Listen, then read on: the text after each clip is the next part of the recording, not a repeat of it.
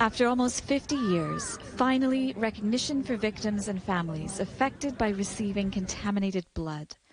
A 7-volume report, the result of a 6-year inquiry, lays out what it calls the horrifying scale of a cover-up.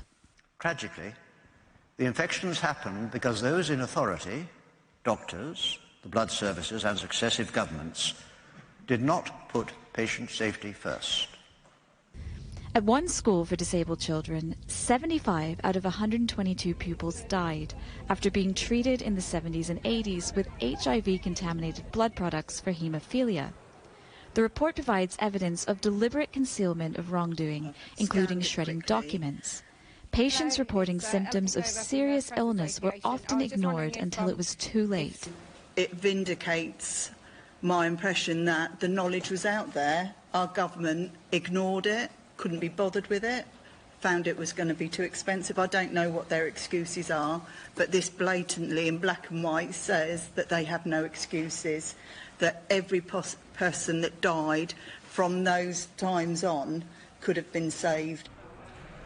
This is a day of shame for the British state. Today's report shows a decades-long moral failure at the heart of our national life. The people and institutions in which we place our trust failed in the most harrowing and devastating way. I want to make a wholehearted and unequivocal apology for this terrible injustice.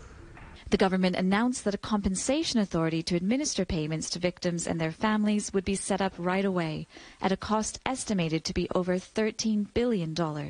Danielle Mullen's mother, Marie Cromie, died after receiving a contaminated blood transfusion.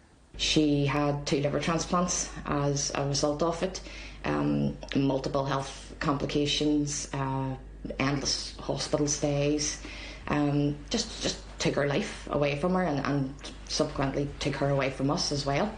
Danielle says the compensation has arrived too late for her mother, who campaigned for justice up until her death. They should be ashamed of themselves, disgusted. No amount of apologies or no amount of money is ever going to take away the pain and the suffering for anyone who is still alive or who has passed away. It's not going to bring my mum back to me again.